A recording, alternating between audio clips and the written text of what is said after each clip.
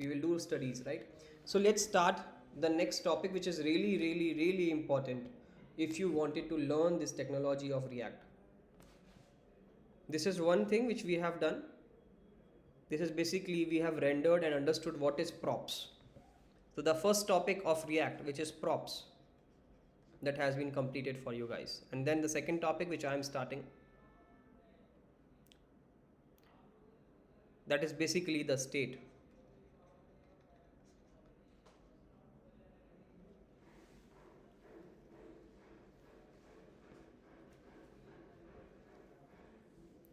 Now there is something before the state,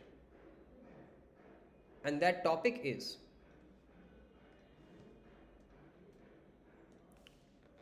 imperative programming. Imperative, this is I, imperative programming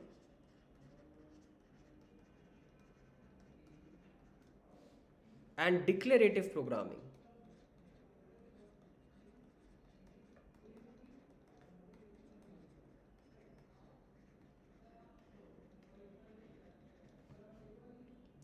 I just want to explain first, then we will write later on more about it.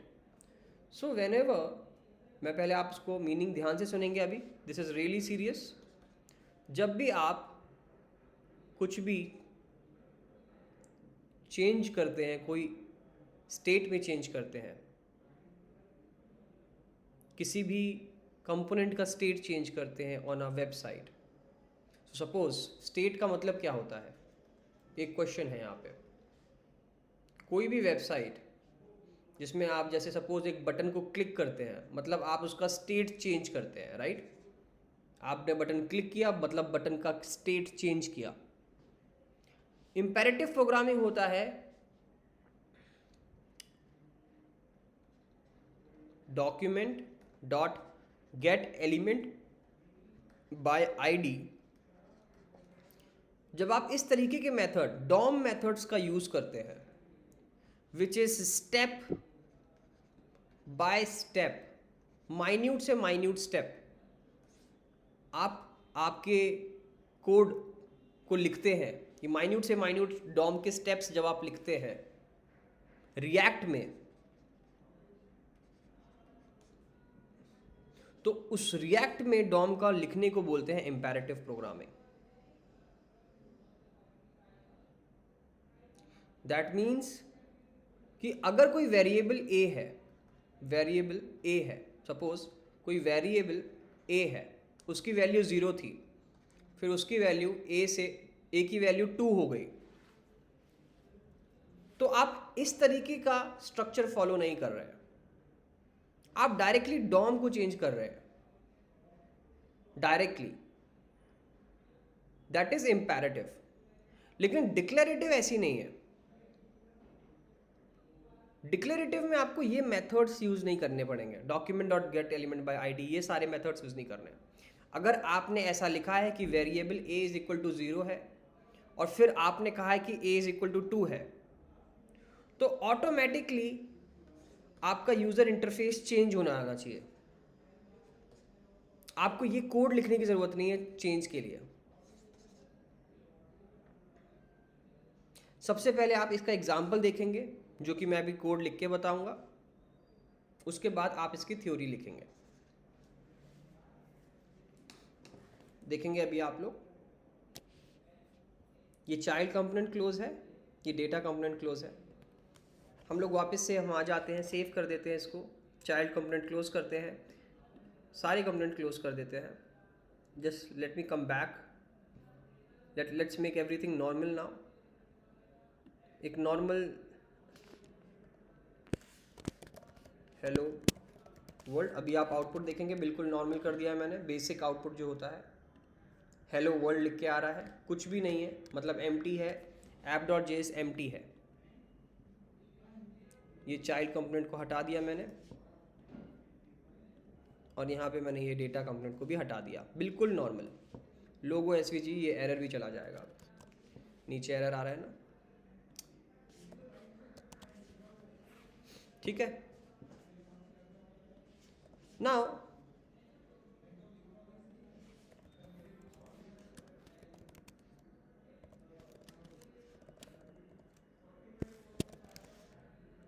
why we are not able to import React, what I did, just a second guys, मैंने कुछ तो किया है, I can see that.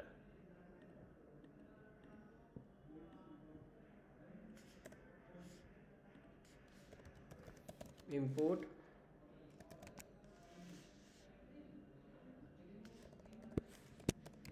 React from React, ठीक है, ये basic code लिखना होता है जिसके बिना आप आगे नहीं जा सकते।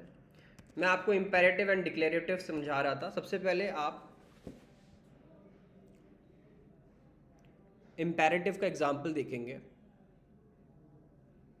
मैंने यहाँ पे हेलो वर्ल्ड की जगह मैं यहाँ पे एक H1 लिखना चाहता हूँ, H1 के ऊपर 0 लिखना चाहता हूँ, 0 के बाद एक बटन बनाना चाहता हूँ और बटन को क्लोज कर दिया मैंने, और मैंने लिखा इसमें इंक्रीज, INCREASE इंक्रीज, एंड इस बटन को कॉपी किया और मैंने फिर से किया डिक्रीज,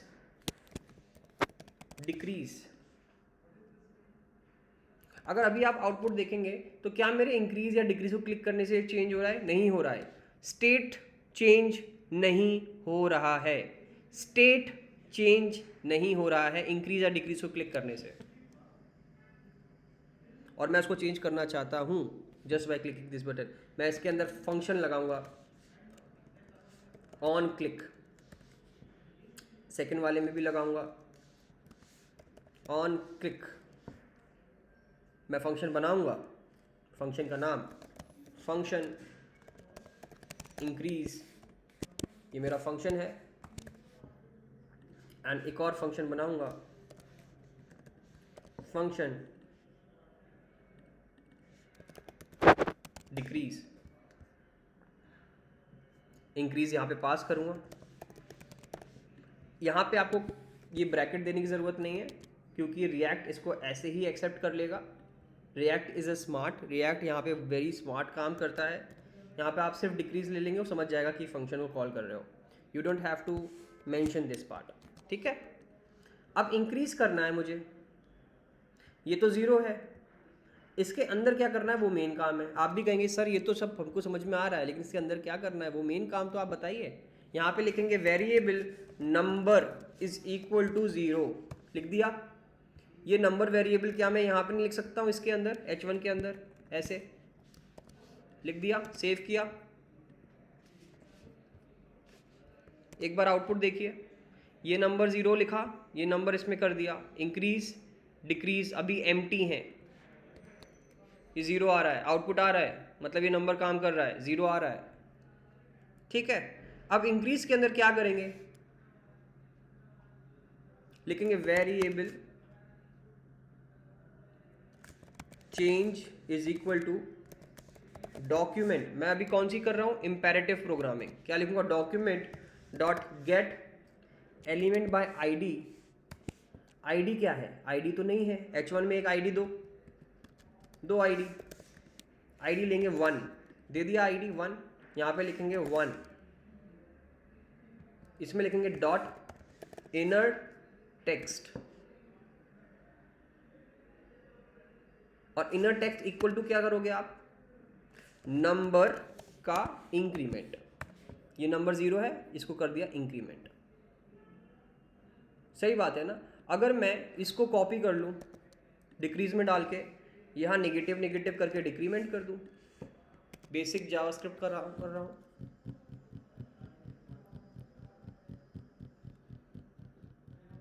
नाउ यहां पे एक एरर आ रहा है, चेंज असाइन किया है बट यूज नहीं किया। ये कोई एरर नहीं है, ये मेरी मर्जी है, और अगर मैं चाहूँ तो इसको रिमूव भी कर सकता हूँ। यहाँ पे कोई कुछ फ़र्क नहीं पड़ता क्योंकि मेन कोड तो ये वाला है, ये तो यूज़ भी नहीं हो रहा है। आप आउटपुट देखेंगे, इंक्रीज करूँगा, डिक्रीज करूँगा, इंक्रीज कर रहा हूँ, डिक्रीज कर रहा हूँ। इस तरीके की प्रोग्रामिंग को बोलते हैं इम्पेरेटिव प्रोग्रामिंग। इम्पेरेटिव प्रोग्रामिंग लेकिन आपको नहीं करनी है, नहीं करनी है, नहीं करनी है, नहीं करनी है। अब आप कहेंगे सर आपने इतना अच्छा कोड लिखा, अब आप कहेंगे कि नहीं करनी है, नहीं करनी है, नहीं करनी है। क्यों नहीं करनी है सर? इतना अच्छा तो लिखा है सर आपने, करते हैं ना सर इसको। नहीं कर सकते आप। क्यों नहीं कर सकते? क्योंकि यहाँ पे इतने बड़े बड़े कोड लिखने पड़ते हैं। Document dot gate element by ID, फिर नंबर, फिर इनर टेक्स्ट। ये तो चलो इजी है, इसमें इनर टेक्स्ट करके हो गया। What about colour and everything? इतना कितना लिखेंगे हम लोग? इसीलिए रिएक्ट जो प्रोग्रामिंग लैंग्वेज है, react is declarative. Declarative declarative में इतना आपको नहीं करना पड़ेगा। डिक्लेरेटिव में क्या करेंगे मैं बताता हूं। आप ये सारा हटा देंगे और लिखेंगे function increase number increment, function decrease number decrement. इसको आप फॉर्मेट करेंगे, अब सेव करके चेक करेंगे। और अगर मैं अभी इंक्रीज या डिक्रीज करता हूँ कुछ नहीं हो रहा है, देख रहे हैं आप। मैं फिर से रिफ्रेश करके इंक्रीज डिक्रीज, कुछ नहीं हो रहा है। लेकिन हमको करना डिक्लेरेटिव है। Imperative is not good for react because react is declarative, but ये डिक्लेरेटिव काम नहीं कर रहा। मैं आपको बताना चाहता हूं कि ये डिक्लेरेटिव ऐसे ही नहीं है। रिएक्ट के डेवलपर जो मेटा में है उन्होंने इसको डिक्लेरेटिव बनाया है। और यहां पे आपका फर्स्ट टॉपिक हुक्स काम आएगा आपके। मैं आपको आपका पहला हुक इंट्रोड्यूस कराना चाहता हूं सभी को। पहला हुक है आपका यूज स्टेट हुक।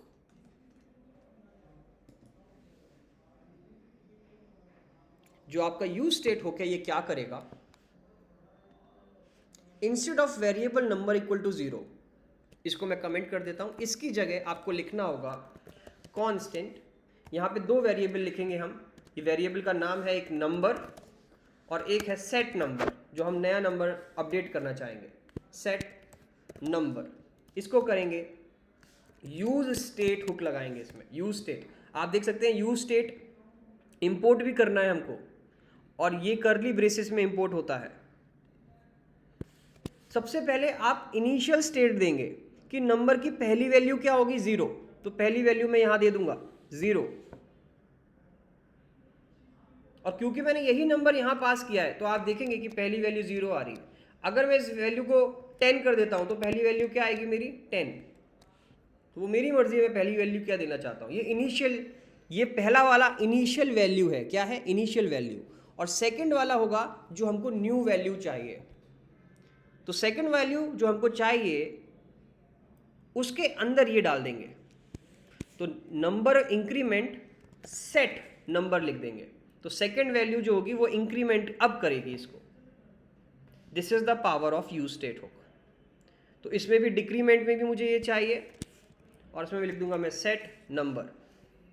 सेव करूंगा, अब चेक करूंगा, इंक्रीज करूंगा, एक एरर आया है, चेक करना पड़ेगा। Assignment to a constant variable, वो ये कह रहा है कि एक कांस्टेंट वेरिएबल को आप असाइनमेंट नहीं दे सकते हैं, कोई वैल्यू असाइन नहीं कर सकते हैं, वो कांस्टेंट है।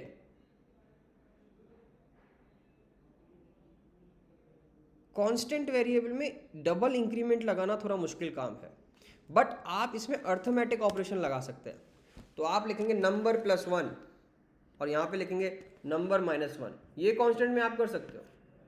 सेव करोगे, चेक करोगे, इंक्रीमेंट डिक्रीमेंट। नाउ ये मैंने पूरा डिक्लेरेटिव में लिखा है, कोड छोटा है, यूज स्टेट हुक का यूज किया है। तो यहाँ पे आप लिख लेंगे यूजिंग यूज स्टेट हुक। अब ये यूज स्टेट हुक क्या करता है? इनिशियल स्टेट, ये स्टेट कंटेन करता है। इनिशियली ये 0 था, मैं रिफ्रेश करके दिखाता हूँ। इनिशियल स्टेट क्या है? 0। मैं इसको चेंज कर सकता हूँ, इनिशियल स्टेट 10 कर सकता हूँ। सेव किया, देखिए इनिशियल स्टेट 10। अब इसको इंक्रीज कर सकता हूँ, इसको डिक्रीज कर सकता हूँ। तो इनिशियल स्टेट ये कंटेन करता है और आपको हेल्प करता है कि अपडेट भी कर पाओगे आप स्टेट को। आपको document dot gate element by ID ये सब लिखने की जरूरत नहीं है। सेव किया इसको, ये आपका आउटपुट आपके पास।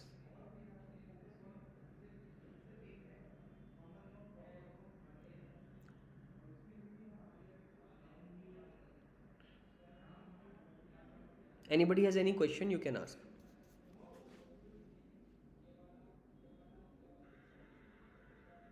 No, sir. हम आगे बढ़ेंगे. हम थ्योरी लिखेंगे about imperative and declarative. Imperative का जो मैंने एग्जाम्पल अभी आपको दिखाया था, मैं उस एग्जाम्पल को वापस निकाल दूंगा क्योंकि वो मैं कंट्रोल जेड से वापस आ जाएगा वो. फिर हम डिक्लेरेटिव का भी एग्जाम्पल लिख ले लेंगे. ठीक है, पहले आप लिखेंगे सभी लोग.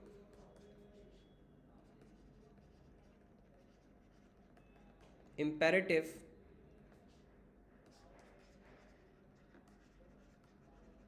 Programming.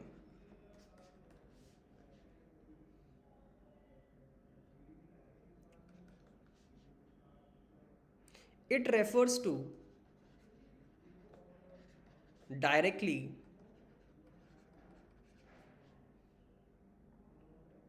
manipulate the DOM.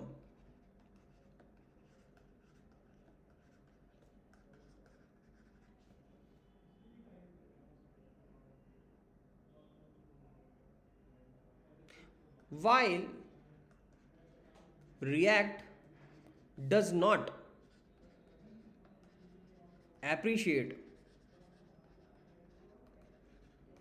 imperative programming.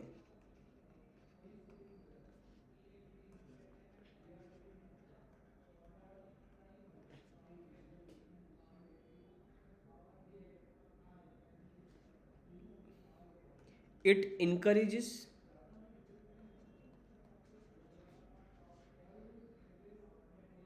ENC, ये गलत लिखा है मैंने, सॉरी. ENCOURAGES.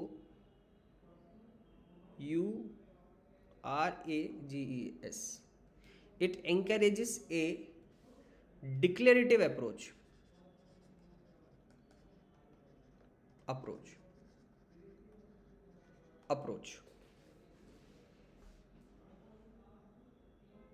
इसके बाद एग्जाम्पल लिखेंगे.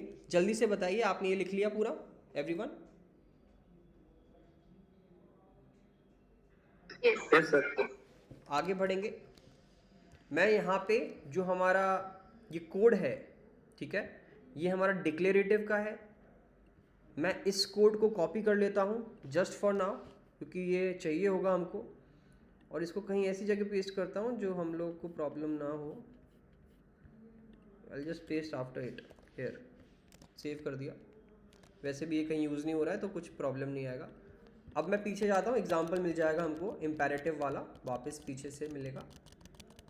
इम्पेरेटिव में एक वेरिएबल रहता है and document dot gate element by ID, ये वाले कॉन्सेप्ट लगेंगे. जल्दी से इसको आप लिख लीजिए. Take a proper note here. एक एक वर्ड सही लिखना है, कोई मिस्टेक नहीं करना है. If you guys want you can take a picture also, और मैं आगे बढ़ा सकता हूँ क्लास, थोड़ा सा जल्दी हो जाएगा. We can save some time like this, है ना? Yeah. Everyone has taken the picture? हाँ सर. ठीक है. Now we will just paste this part here and this is for declarative. just a second, एक error आया है, मैं पढ़ लेता हूँ. use state is not defined. okay, use state हो गया फिक्स, error done. अभी हम लोग डिक्लेरेटिव प्रोग्रामिंग के पास जाते हैं. इम्पेरेटिव का एग्जाम्पल अगर आपने लिख लिया अच्छी बात है, अदरवाइज़ ये वीडियो भी आपको मिलेगा, बट स्टिल सेशन के बीच में किया करो, फिर बाकी बाद में और प्रैक्टिस मिलेगी. Declarative programming.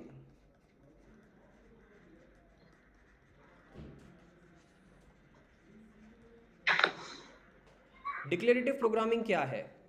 Document dot gate element by ID ये मेथड नहीं यूज़ करने हैं. रिएक्ट के खुद के मेथड्स यूज़ करने हैं, जैसे कि JSX, स्टेट मैनेजमेंट के लिए हुक्स, प्रॉप्स, ये सारी चीज़ें. तो आप लिखेंगे यहाँ पे इसका मीनिंग.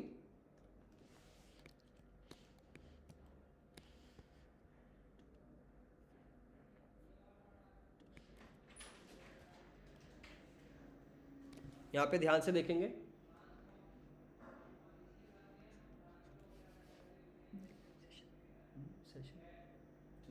कल मिलता मैं। क्या हुआ? कुछ नहीं, कुछ डाउट्स है मेरे को बेसिक्स में, कैंडिडेट को बताने। कल वन ऑन वन इंटरेक्शन करवा दे तो और काफ़ी। जा रहे हो? अभी जा रहा हूँ। 5 मिनट रुको, फिर कर लो सेशन, कोई बात नहीं, इतना ज़्यादा होने नहीं। वाला है, हाँ? खत्म होने वाला ठीक है, बाहर ही हूँ। है। ठीक है स्टूडेंट्स, आगे लिखेंगे।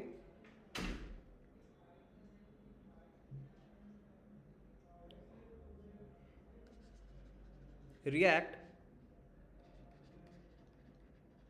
encourages developers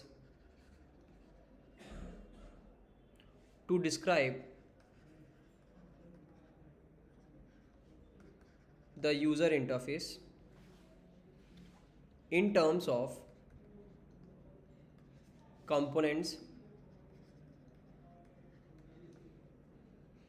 and their relationship.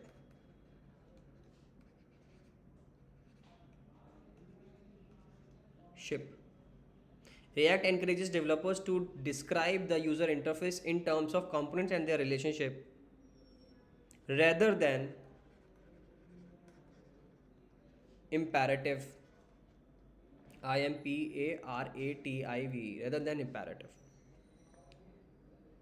Imperatively manipulating the DOM.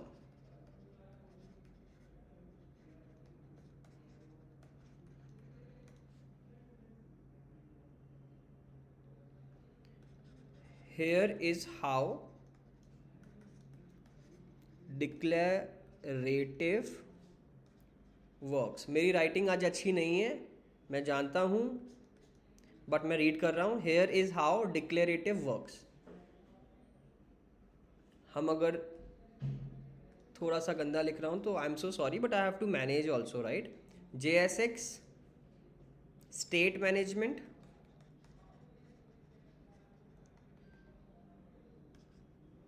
props etc and hooks. ये लिख लो जल्दी से. लिख लिया सबने?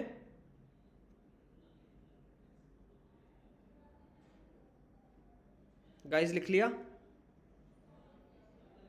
यस सर, हो गया। इसकी एक पिक्चर ले लीजिए आप लोग. And this is all for today. This is the example for the declarative.